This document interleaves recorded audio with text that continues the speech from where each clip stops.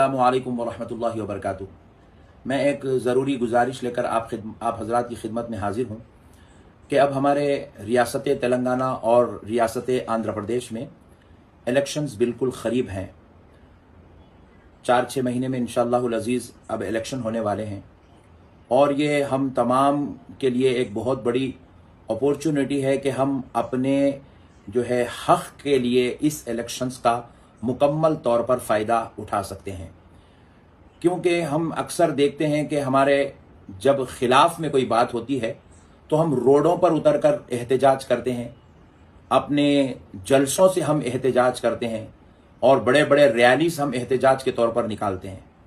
5 साल तक हम जो है परेशान रहते हैं, क्योंकि एक मर्तबा जब कोई शख्स जीत कर आ जाता है तो वो 5 साल तक अपनी सीट का जो है वो मालिक बनता है और वो कौम के खिदमत के ही नीयत से आता है, मगर बाद में कुछ मसाइल ऐसे खड़े हो जाते हैं जिस पर हम हजरात को एहतजाज पर उतरना पड़ता है।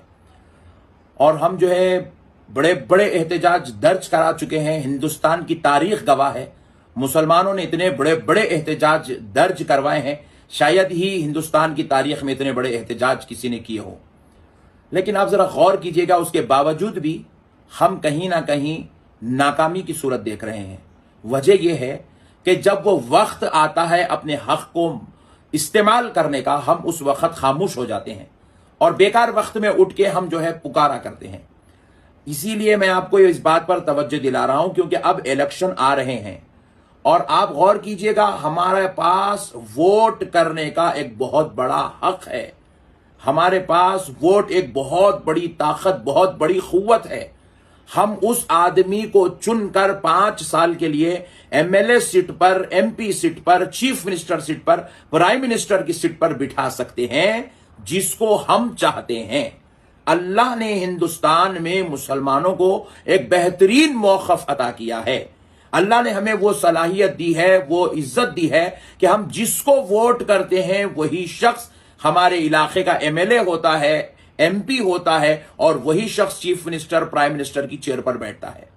लेकिन आप जरा गौर कीजिएगा, हम लोग इस हक का इस्तेमाल ही नहीं करते। जिस दिन वोट का दिन होता है, हम अपने वोट का इस्तेमाल नहीं करते। और हद तो यह है, हमारे पास वोटर आईडी कार्ड ही नहीं है, हमारे पास इलेक्शन कार्ड ही नहीं है। कई हमारे मुसलमान, बल्कि मैं यूं समझता हूं तकरीबन 50% मुसलमान आज भी ऐसे हैं जिनके पास वोटर आईडी कार्ड नहीं है। वो अपने वोट का इस्तेमाल ही नहीं करते हैं। जब वक्त होता है हम उस वक्त सो जाते हैं, बाद में उठ के हम जो है अपने हक के लिए लड़ना शुरू हो जाते हैं। तो मैं आपसे गुजारिश करता हूं, ये एक बेहतरीन वक्त है हमारे सामने अपनी बात को मनवाने का और अपने हमदर्द लीडर को चुनने का, अपनी बात सुनने वाले लीडर को चुनने का हमारे पास वक्त है। अब हमारे पास इलेक्शंस आ रहे हैं, उससे पहले बल्कि आज ही आप अपने वोटर आईडी कार्ड बनवा लें। हमारे बच्चे जो 18 साल की उम्र क्रॉस कर चुके हैं, हम अपने उन बच्चों का भी वोटर आईडी कार्ड बनवाएं। उनका हक है वोट करना। देखिए ये कितनी बड़ी बात है, कितनी जो है बुरी बात है कि हम अपने बच्चे का नाम हिंदुस्तानी वोटर्स में ही शामिल नहीं करवा रहे हैं, हम अपने बच्चे का शनाख्ती कार्ड ही नहीं बनवा रहे हैं। तो इसीलिए ये हमारे लिए बहुत ही ज्यादा बेवकूफी का सबब बन गया है। तो मैं आपसे अदबन इल्तिमास कर रहा हूं कि आप अपने बच्चों का वोटर आईडी कार्ड बनवाएं। आज ही ये कार्रवाई करें जिनके बच्चे 18 साल की उम्र क्रॉस कर चुके हैं। वो उनको आइंदा इलेक्शन में, आने वाले इलेक्शन में आप उनको वोट दिलवाएं। अपने बच्चों को, अपनी बेटियों को, अपनी माओं को, अपनी बहनों को, अपने बुजुर्गों को, सबको हम वोट दिलवाएं और दुनिया को बताएं कि हम इतनी बड़ी तादाद में। मैं आपको एक मिसाल देता हूं ताकि आपको बात समझ में आए। ये जो हमारा इलाका है, ये जुबली हिल्स कॉन्स्टिट्यूंसी है।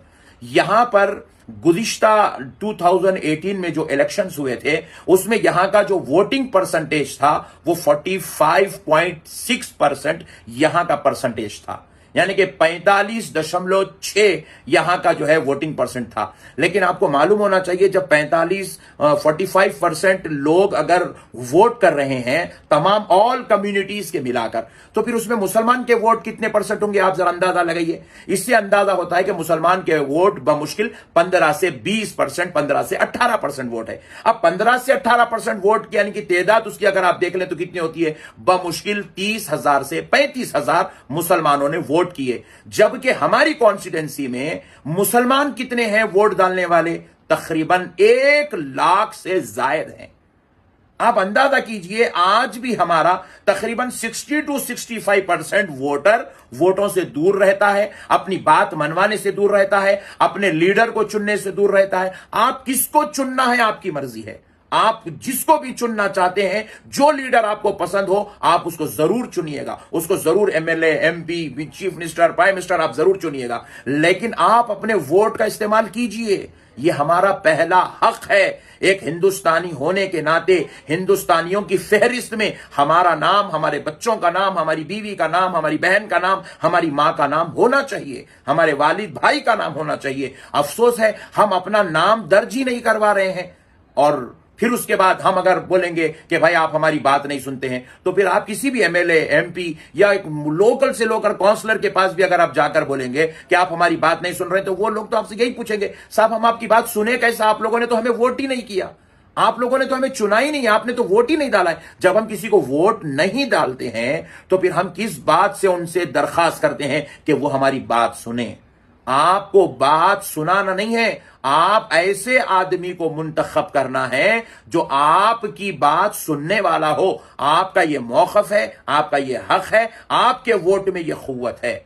इसके लिए आप आज ही से प्रिपेयर हो जाइए वोटिंग के लिए, ताकि हम आइंदा के 5 साल एहतजाज करने से बचे रहें, इख्तिलाफात के शिकार होने से बचे रहें, हमारे ऊपर जुल्म और ज्यादती होती रहे, हम इससे बचे रहें। हम हर मामले में देखिए आप फाइट कर रहे हैं, रिजर्वेशन के लिए हम फाइट कर रहे हैं, हमारे अपने हुकूक के लिए हम फाइट कर रहे हैं, 3 तलाक के मसले में हम फाइट कर रहे हैं, मस्जिदों के मसाइल में हम फाइट कर रहे हैं। कितने मसाइल में आप फाइट करेंगे? आप क्यों ना ऐसे शख्स को चुनते हैं जो हर मसले में आपकी बात सुनने पर मजबूर हो जाए। जब हमारी वोट की वो क़ुव्वत देखेंगे तो वो जान लेंगे कि मुसलमान के बगैर हम इलेक्शन में नहीं जीत सकते, तो हमें इलेक्शन में जीतना है तो मुसलमान के हुकूक को अदा करना पड़ेगा। तो लिहाजा आपसे मेरी दरखास्त है, वोट की अहमियत को समझिए और वोट की कदर कीजिए, और वोट के लिए क़ब्ल अज़ वक्त आईडी कार्ड बनाकर, इलेक्शन आईडी कार्ड बनाकर आप प्रिपेयर हो जाइए। हर वो बच्चा जिसकी उम्र 18 साल